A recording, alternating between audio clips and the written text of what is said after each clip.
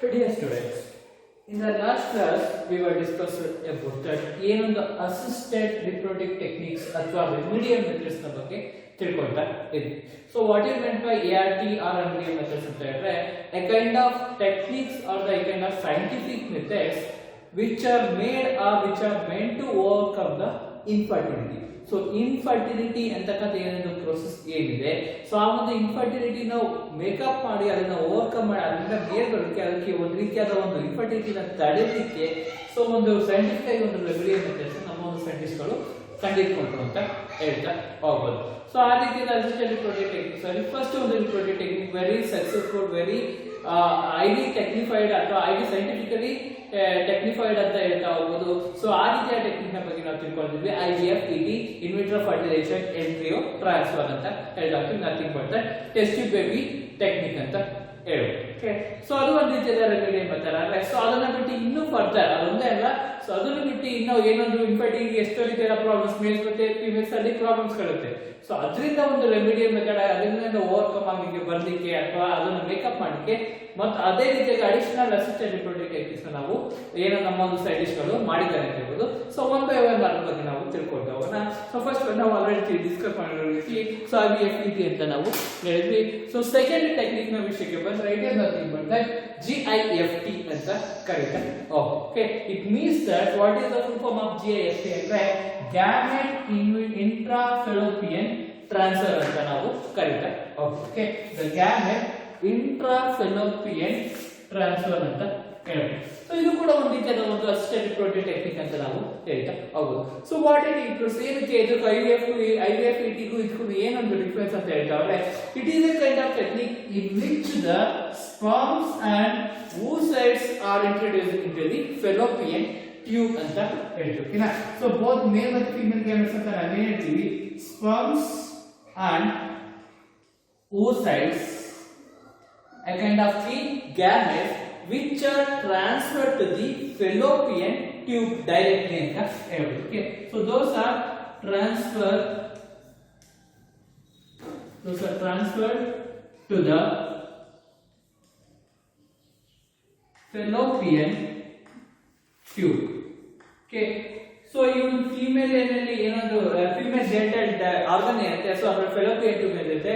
These kind of the fallopian tube are so majorly meant for are modified for the process of oocyte or the maturation of the oocyte along with that fertilization ಅಥವಾ so whatever the movement and the development ಅಂತ ಹೇಳ್ತಾರೆ. So major ಒಂದು reproduction human reproduction fallopian tube ಅನ್ನೋದು female body ನಲ್ಲಿ major role play ಮಾಡ್ತಾ ಹೋಗುತ್ತೆ. So ಆ ರೀತಿಯಾಗಿ ಏನೊಂದು ಫೆಲೋಪಿಯನ್ ಟ್ಯೂಬ್ ಅಲ್ಲಿ ಮೆಚುರಿಟಿನ oocyte ಮೆಚುರಿಟಿನ ಪಡ್ಕೊಳ್ಬೇಕು, ಡೆವಲಪ್ ಆಗಬೇಕು, ಮೂವ್ಮೆಂಟ್ ಆಗಬೇಕು, ಫರ್ಟಿಲೈಸೇಷನ್ ಕೂಡ ಫೆಲೋಪಿಯನ್ ಟ್ಯೂಬ್ ನಲ್ಲೇ ಆಗಬೇಕು. ಸೊ ಆ ಒಂದು ನಿಟ್ಟಿನಲ್ಲಿ ಸೊ ಏನೊಂದು ಸ್ಪರ್ಮ್ ಮತ್ತು oocytes ಅಂತ ಮೇಲ್ ಮತ್ತೆ ಫೀಮೇಲ್ ಗ್ಯಾಮೆಟ್ಸ್ ಅಂತ ಇದೆ. those kind of the gametes are transferred directly into the fallopian tube. fallopian tube ಗೆ ಟ್ರಾನ್ಸ್ಫರ್ ಮಾಡ್ತಕ್ಕಂಥ ಪ್ರೋಸೆಸ್ ನಾವು GIFT ಅಥವಾ ಗ್ಯಾಮೆಟ್ ಇಂಟ್ರಾಫೆಲೋಪಿಯನ್ ಟ್ರಾನ್ಸ್ಫರ್ ಅಂತ ಕರೀತಾ ಹೋಗ್ತೀವಿ. ಸೊ ಏನಕ್ಕೆ ಈ ಒಂದು ಮೆಥಡ್ ರೆಮಿಡಿಯಲ್ ಮೆಥಡ್ ಅಂತ ಬಂತು ಅಂತ ಹೇಳಿದ್ರೆ ಮೇಜರ್ ಆಗಿ ಹೇಳ್ತಾ ಇದ್ರೆ when the females are unable to produce or cannot produce the ovum. So ಯಾವಾಗ ಏನೊಂದು ಫೀಮೇಲ್ಸ್ ಅನ್ನೋದು ಓವಮ್ ನ female cannot produce the ovum. Okay, so ovum na female ಗಳು ಪ್ರೊಡ್ಯೂಸ್ ಮಾಡಲಿಕ್ಕೆ ಆಗೋದಿಲ್ಲ. So or they are unable to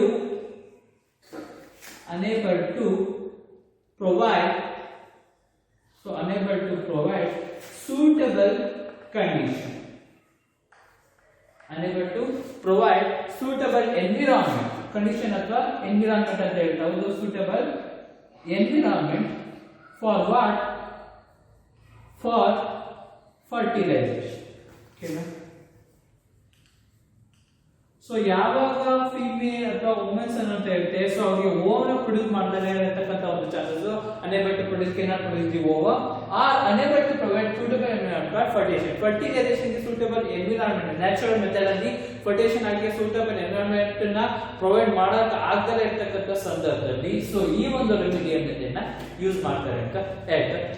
ಓಕೆನಾ, so these are the two reasons how the JFT will be processed, why it should be processed, or it is considered as a remedial method ಅಂತ ನಾವು ಹೇಳ್ಬೋದು. Next ಇದರಲ್ಲಿ ಕೂಡ ಕೆಲವೊಂದು steps ಅನ್ನು ನಾವು ನೋಡ್ತಾ ಹೋಗ್ತೀವಿ. Some steps are involved in the GIFT. So simple steps ನಾವು ನೋಡ್ತಾ ಹೋಗ್ತೀವಿ. Steps involved in GIFT. Okay, so ಯಾವ ರೀತಿಯಾದ ಸ್ಟೆಪ್ಸ್ ಇನ್ವಾಲ್ವ್ಮೆಂಟ್ ನಾವು GIFT ಅಲ್ಲಿ ನೋಡ್ತೀನಿ ಅಂತ ಹೇಳ್ತಾರೆ. ಸೊ ಒನ್ ಬೈ ಒನ್ ಅಂತ ತಿಳ್ಕೊಳ್ತಾ ನಾವು ಫಸ್ಟ್ ಸ್ಟೆಪ್ ನ ವಿಷಯಕ್ಕೆ ಬಂದ್ರೆ, where the sperms and eggs are collected separately from males and the females. Okay, so males sperm ಅದರ ಜೊತೆಗೆ egg ಅಥವಾ ovum ಅಂತ ಇರುತ್ತೆ. So collected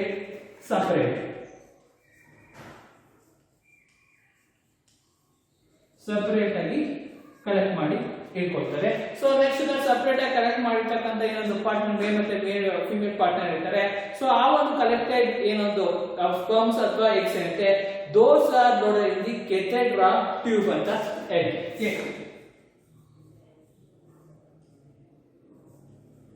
loaded in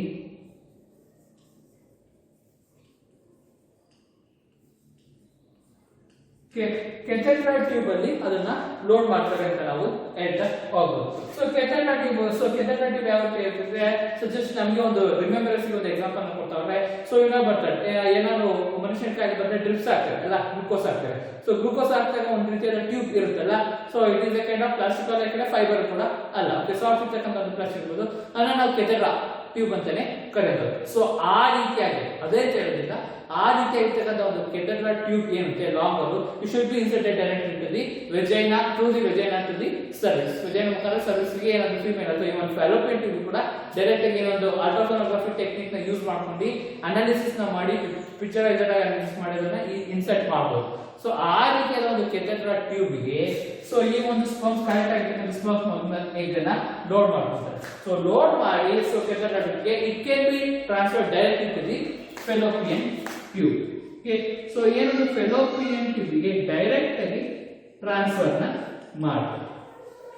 okay, so next that ಏನೊಂದು ಟ್ರಾನ್ಸ್ಫರ್ ಮಾಡೋದು ಒಂದು ಪ್ರೋಸೆಸ್ ಅಲ್ಲಿ, ಸೊ ಟ್ರಾನ್ಸ್ಫರ್ ಮಾಡಾದ ನಂತರ ಸೊ ಫರ್ಟಿಲೈಸೇಷನ್ ಗೆ ಬಿಡ್ತಾರೆ. Okay, natural method. Okay, it will be allowed to the fertilization, allowed to fertilization, where the actual fertilization occurs is fallopian tube. Fallopian tube ಅಲ್ಲಿ fertilization ಆಗುತ್ತಾ, so ಅದನ್ನ fertilization ಗೆ ಬಿಡ್ತಾರೆ ಅಂತ ಹೇಳ್ಬೋದು. ನೆಕ್ಸ್ಟ್ ದಟ್ ಆ ಒಂದು fertilization ಆದ ನಂತರ ನೆಕ್ಸ್ಟ್ ಅದನ್ನ ವಾಟ್ ಆಫ್ ದಟ್ ಅನಾಲಿಸಿಸ್ ನ ಮಾಡ್ತಾ ಹೋಗ್ತಾರೆ. ಸೊ ಮಾಡ್ತಾ ಇರ್ತಕ್ಕಂಥ ಒಂದು ಸಂದರ್ಭದಲ್ಲಿ ಸೊ fertilization ಆದ್ಮೇಲೆ it leads to the cleavage. So cleavage ಅಲ್ಲಿ ಇನ್ವಾಲ್ವ್ ಆಗ್ತಾ ಹೋಗುತ್ತೆ. ಕ್ಲೀವೇಜ್ ಅಂದ್ರೆ ಫರ್ದರ್ ಮಾಡಿಫಿಕೇಶನ್, ಈಗ ಎಂಬ್ರಿಯೋ ಏನಾದ್ರು ಟ್ರಾನ್ಸ್ಫರ್ ಮಾಡ್ತೀವಿ, ಸೊ ಅದು ಫರ್ದರ್ ಚೇಂಜಸ್ ನ ಮಾಡ್ಕೊಂಡು ಹೋದಾಗ ಅದನ್ನ ನಾವು ಕ್ಲೀವೇಜ್ ಅಂತ ಕರಿತಾ ಹೋಗ್ತೀವಿ. ಸೊ ಆ ಒಂದು ಎಂಬ್ರಿಯೋ ಅನ್ನೋದು ಕ್ಲೀವೇಜ್ ಆಗಿ it will be reaches to the blastocyst stage ಗೆ ಹೋಗಿ ರೀಚ್ ಆಗುತ್ತೆ. ಬ್ಲಾಸ್ಟೋಸಿಸ್ಟ್. ಓಕೆ, ಸೊ ಯಾವಾಗ ಒಂದು ಕ್ಲೀವೇಜ್ ಆಗಿ ಬ್ಲಾಸ್ಟೋಸಿಸ್ಟ್ ಲೆವೆಲ್ ಗೆ ಹೋಗಿ ನಿಂತ್ಕೊಳ್ಳುತ್ತಲ್ಲ, ಸೊ ಈ ಒಂದು ಎಂಬ್ರಿಯೋ ಅನ್ನೋದು ಸೊ ಆ ಒಂದು ಬ್ಲಾಸ್ಟೋಸಿಸ್ಟ್ ಹೋಗ್ತಿದ್ರೆ ನೆಕ್ಸ್ಟ್ ಈ ಒಂದು ಬ್ಲಾಸ್ಟೋಸಿಸ್ಟ್ ನ ಫರ್ದರ್ ಟ್ರಾನ್ಸ್ಫರ್ ಮಾಡ್ತಾರೆ. ಎಲ್ಲಿಗೆ ಅಂದ್ರೆ this kind of blastocyst transfer to uterus. Okay, so uterus ಇದು ಕೂಡ ಅಷ್ಟೇ. ಸೊ ಆಫ್ಟರ್ ಫರ್ಟಿಲೈಸೇಷನ್ ಗೆ ಅಲೋ ಮಾಡಿ ಸೊ ಫರ್ಟಿಲೈಸೇಷನ್ ಆದ ನಂತರ ಅದು ಬ್ಲಾಸ್ಟೋಸಿಸ್ಟ್ ಲೆವೆಲ್ ಗೆ ಹೋಗಿ ಡೆವಲಪ್ ಆಗಿದೆ ಅಂತ ಅನಾಲಿಸಿಸ್ ನ ಮಾಡಿ ಸೊ ಪಿಕ್ಚರಿಸ್ಟಿಕ್ ಅನಾಲಿಸಿಸ್ ಮಾಡಿ ಯಾವಾಗ ಬ್ಲಾಸ್ಟೋಸಿಸ್ಟ್ ಗೆ ಲೆವೆಲ್ ಗೆ ಹೋಗುತ್ತೆ ಸೊ ಆಗ ತಿರ್ಗಾ ಅದನ್ನ ಒಂದು ಬ್ಲಾಸ್ಟೋಸಿಸ್ಟ್ ನ ಸೊ ಈಸಿಯಾಗಿ ಒಂದು ಕೈಂಡ್ ಆಫ್ ವೇರ್ ಅಲ್ಲಿ ಕೆಥೆಡ್ರಾ ಯೂಸ್ ಮಾಡ್ಕೊಂಡು ಸೊ ಯುಟರಸ್ ಗೆ ಟ್ರಾನ್ಸ್ಫರ್ ಮಾಡ್ತಾರೆ. ಯಾಕೆಂದ್ರೆ ಸೊ ಫರ್ಟಿಲೈಸೇಷನ್ ಕೂಡ ನ್ಯಾಚುರಲ್ ಆಗಿ ಆಗಬೇಕು, ಇಂಪ್ಲಾಂಟೇಷನ್ ಕೂಡ ನ್ಯಾಚುರಲ್ ಆಗಬೇಕು, ಜಸ್ಟ್ ಟ್ರಾನ್ಸ್ಫರ್ ಮಾಡ್ತಾರೆ ಅಷ್ಟೇ. ಓಕೆ, ಅಲ್ಲಿಂದ ಇಲ್ಲಿಗೆ ಮೂಮೆಂಟ್ ನ ಮಾಡ್ಲಿಕ್ಕೆ ಸೊ ಯಾವಾಗ ಅಂದ್ರೆ ಫರ್ಟಿಲೈಸೇಷನ್ ಗೆ ಪ್ರಾಪರ್ ಪ್ರೋಸೆಸ್ ಆಗದೇ ಇದ್ದಾಗ ವುಮೆನ್ಸ್ ಬಾಡಿ ಅಥವಾ ಮೂಮೆಂಟ್ ತೋರಿಸ್ತಾ ಇದ್ದಾಗ ಫೆಲೋಪಿಯನ್ ಟ್ಯೂಬ್ ಅಲ್ಲಿ ಏನಾದ್ರು ಪ್ರಾಬ್ಲಮ್ ಇದ್ದಾಗ ಆ ಒಂದು ಟೈಮ್ ಅಲ್ಲಿ ಸೊ ಈ ರೀತಿಯಾದ ಒಂದು GIFT ಅಥವಾ ಗ್ಯಾಮೆಟ್ ಇಂಟ್ರಾ ಫೆಲೋಪಿಯನ್ ಟ್ರಾನ್ಸ್ಫರ್ ನ ಮಾಡ್ತಾರೆ ಅಂತ ಹೇಳ್ಬೋದು. ಸೊ ಇಲ್ಲಿ ಇಂಪ್ಲಾಂಟೇಷನ್ ಅಲ್ಲ, IVF ಅಂದ್ರೆ in vitro fertilisation embryo transfer ಅಂತ ಹೇಳ್ತೀವಿ. ಬಟ್ ಇಲ್ಲ ಆ ರೀತಿಯಲ್ಲ, gamete intra fallopian transfer just it will be transfer. Fertilization ಕೂಡ ನ್ಯಾಚುರಲ್ ಮೆಥಡ್ ಆಗುತ್ತೆ, ಇಂಪ್ಲಾಂಟೇಷನ್ ಕೂಡ ನ್ಯಾಚುರಲ್ ಮೆಥಡ್ ಆಗುತ್ತೆ. ಜಸ್ಟ್ ಇಲ್ಲಿಂದ ಹೊರಗಡೆಯಿಂದ ಫೆಲೋಪಿಯನ್ ಟ್ಯೂಬ್ ಟ್ರಾನ್ಸ್ಫರ್ ಮಾಡ್ತೀವಿ, ನೆಕ್ಸ್ಟ್ ಇಂದ ಬ್ಲಾಸ್ಟೋಸಿಸ್ಟ್ ಗೆ ಕ್ಲೀವೇಜ್ ಆಗಿ ಬ್ಲಾಸ್ಟೋಸಿಸ್ಟ್ ಬರ್ತೀವಿ, ಫೆಲೋಪಿಯನ್ ಟ್ಯೂಬ್ ಇಂದ ಯುಟರಸ್ ಗೆ ಟ್ರಾನ್ಸ್ಫರ್ ಮಾಡ್ತೀವಿ. ಸೊ ಈ ಒಂದು ಪ್ರೋಸೆಸ್ ನಾವು ರೆಮಿಡಿಯಲ್ ಮೆಥಡ್ ಅಥವಾ GIFT ಅಂತ ಕರೀತಾ ಹೋಗ್ಬೋದು. Okay, it is a kind of assisted reproductive technique or remedial method of the to overcome the infertility ಅಂತ ನಾವು ಹೇಳ್ಬೋದು.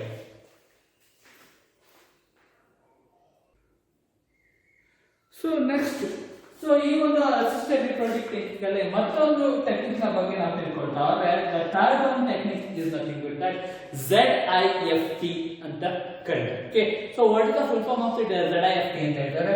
Zygote intrafallopian transfer. So GIFT, gamete intrafallopian transfer. This is about that ZIFT, zygote intrafallopian transfer ಅಂತ ಕರೀತಾರೆ. ಹೆಸರಲ್ಲಿ ಇರುತ್ತೆ, ಈಸಿಯಾಗಿ ನೆನಪನ್ನ ಇಟ್ಕೋಬಹುದು. So IVF in vitro fertilization ಅಂದ್ರೆ so laboratory in vitro condition ಅಲ್ಲಿ ಫರ್ಟಿಲೈಸೇಷನ್ ಅಲ್ಲಿ ಆಗುವಂತದ್ದು. ET ಅಂದ್ರೆ embryo transfer. GIFT gamete intrafallopian transfer means gamete male ಮತ್ತೆ ಫೀಮೇಲ್ ಗ್ಯಾಮೆಟ್ ಸ್ಪರ್ಮ್ ಅಥವಾ ಓವಮ್ ಇರುತ್ತೆ, ಅದನ್ನ ಫೆಲೋಪಿಯನ್ ಟ್ಯೂಬ್ಗೆ ಟ್ರಾನ್ಸ್ಫರ್ ಮಾಡುವಂತದ್ದು. ಸೊ ZIFT ಅಂತ ಹೇಳ್ತಾರೆ, zygote intrafallopian transfer ಅಂತ ಕರೀತಾ ಹೋಗ್ತೀವಿ. So as it is the name only indicates, it is a kind of technique in which is involved in the transfer of zygote to the oviducts ಅಂತ ಹೇಳ್ಬೋದು. Okay, so transfer of zygotes,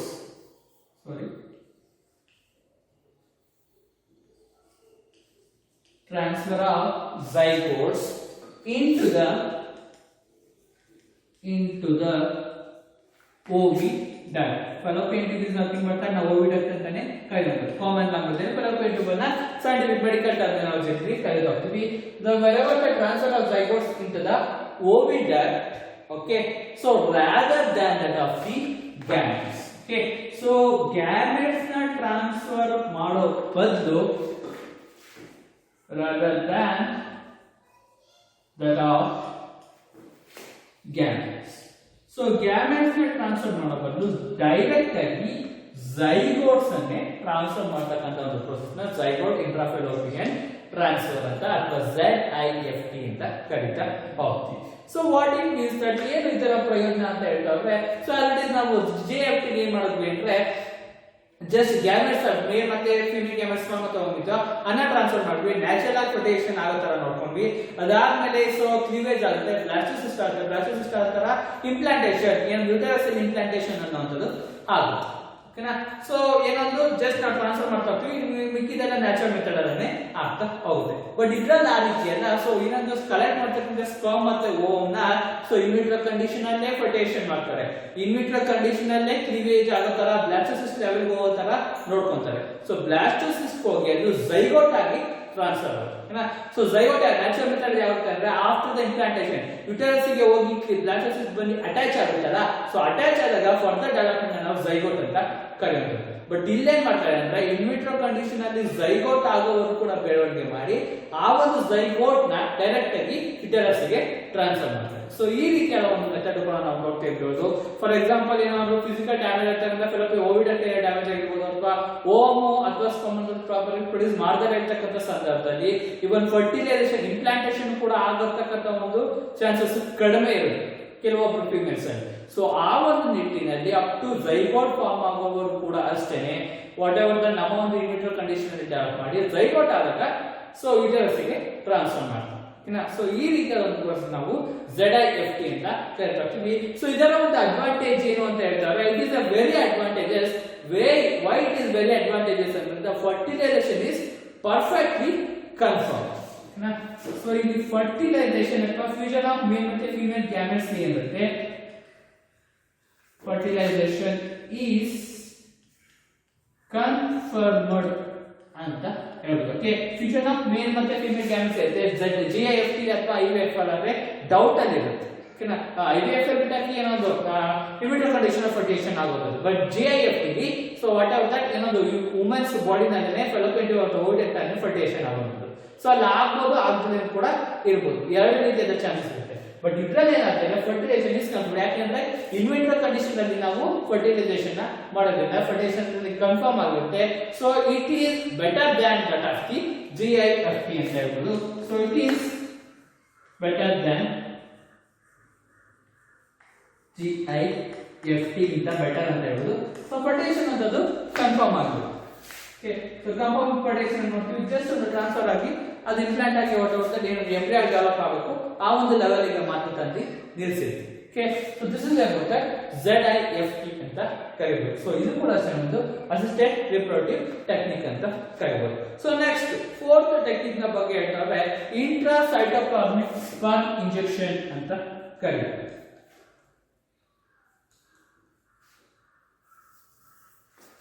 so ICSI ಅಂತ ಕರೀಬಹುದು. Okay, so what's the full form of this kind of ICSI ಅಂದ್ರೆ intra cytoplasmic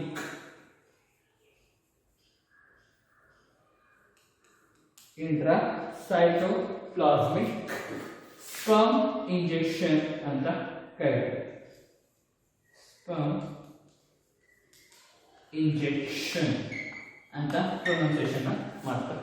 okay, so ಇದು ಕೂಡ ಅಷ್ಟೇ ಒಂದು ರೀತಿಯಾದ ಅಸಿಸ್ಟೆಡ್ ರಿಪ್ರೊಡಕ್ಟಿವ್ ಟೆಕ್ನಿಕ್ ಅಂತ ನಾವು ಹೇಳ್ಬೋದು. So what the advantage of this kind of the technique ಅಂತ ರೆಮಿಡಿಯಲ್ ಮೆಥಡ್ ಒಂದು ಅಡ್ವಾಂಟೇಜ್ ಏನು ಅಂತ ಹೇಳ್ತಾರೆ, it is the kind of specialized form of the fertilization to overcome the infertility. ಇನ್ಫರ್ಟಿಲಿಟಿಯಿಂದ ಹೊರಗಡೆ ಬರಲಿಕ್ಕೆ ಸೊ ಒಂದು ರೀತಿಯಾದ ಸ್ಪೆಷಲೈಸ್ಡ್ ಇನ್ವಿಟ್ರೋ ಫರ್ಟಿಲೈಸೇಷನ್ ಒಂದು ಟೆಕ್ನಿಕ್ ಅಂತ ಹೇಳ್ಬೋದು. Okay, specialized in vitro fertilization technique ಅಂತ ಹೇಳ್ತೀವಿ. ಸೊ ಏನಾದ್ರೆ ಇದಕ್ಕಂತ ಒಂದು ಸ್ಪೆಷಾಲಿಟಿ ಅಂತ ಹೇಳ್ತಾರೆ, a kind of the male where they were having the so poor sperm production. Okay, so ಯಾವ ರೀತಿಯಾದ ಒಂದು ಮೇಲ್ಸ್ ಗೆ poor sperm production ಅಂತಕ್ಕಂತ ಒಂದು ಏನಿರುತ್ತೆ ಫಾಲ್ಟ್ ಇರುತ್ತೆ, poor sperm production ಅಂತಕ್ಕಂಥ ಫಾರ್ಮ್ ಇರುತ್ತೆ, ಫಾಲ್ಟ್ ಇರುತ್ತೆ.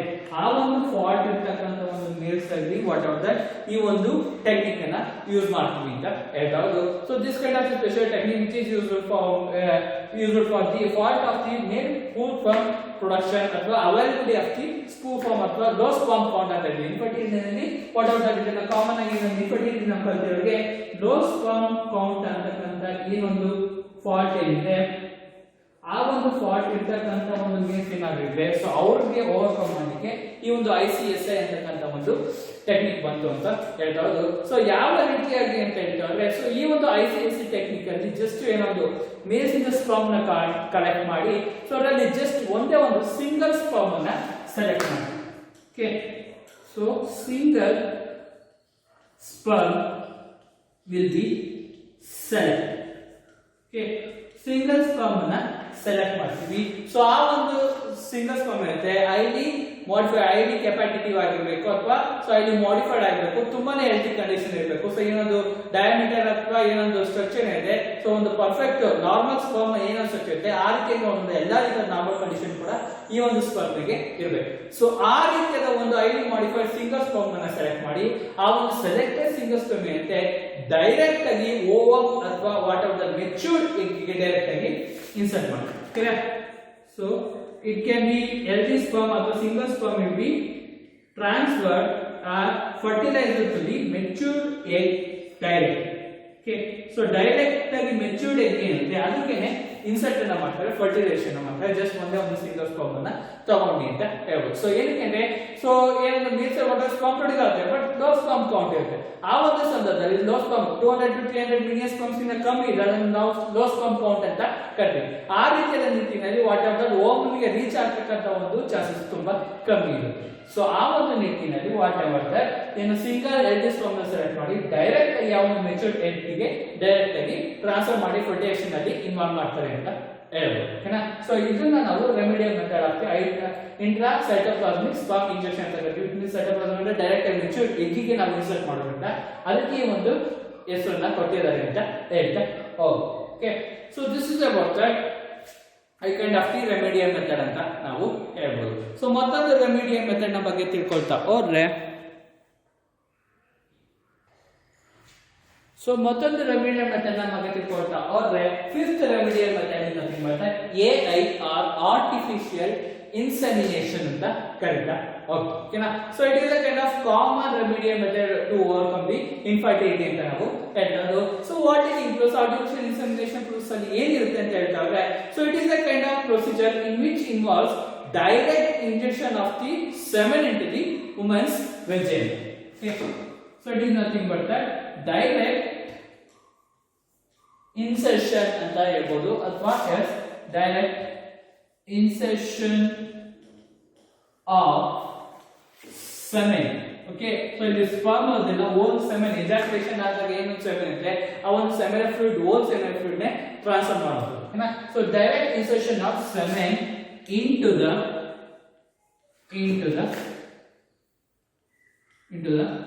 woman's vagina.